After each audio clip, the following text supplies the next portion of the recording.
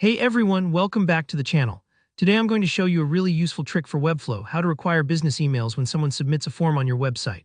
By the end of this tutorial, you'll know exactly how to make sure your forms only accept business emails, which can help you cut down on spam signups and gather higher quality leads. Whether you've built a huge site or you're just getting started, this is a great way to boost the professionalism of your contact process.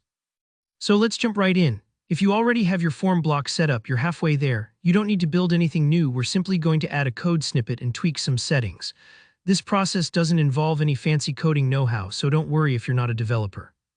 First things first, you'll need a special code snippet.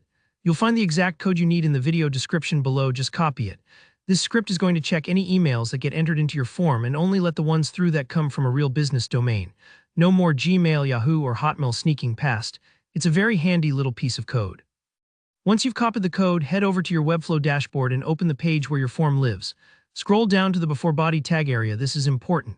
You want to make sure you're pasting this code into that specific section in your page settings. Why? Because placing it before the closing body tag ensures that the script will load in time to do its job without interfering with the rest of your site. Take a moment to paste the code in and then hit save.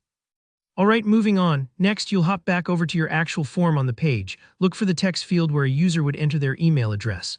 Click to select this text field. Make sure you've got just the email field itself, not the entire form or a label. With the email field selected, look over to the settings panel on the right side of your Webflow editor. You'll see a section for custom attributes. This is where we tell Webflow to apply our new email rules specifically to this field and not to any others. In the name field, type in exactly MS Code Business Email. Don't worry if that looks a bit strange. It's just the way the code identifies which input box to watch.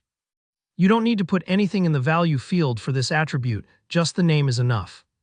Once that's done, you're almost finished. Go ahead and publish your website. This is always a good time to take a breath. If it's your first time, publishing might take a few seconds, but that's totally normal.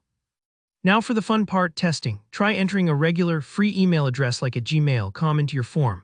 When you hit submit, you'll see that the form won't accept it. It'll prompt you to use a real business email instead. This way, only visitors with a professional address can get in touch, which can be a real game changer for business-focused sites. And that's all there is to it. With just a simple code and a quick custom attribute, you've made your forms way more effective. If you found this tutorial helpful, please give the video a thumbs up and consider subscribing for more Webflow tips and tricks. Got questions or want to show off your results?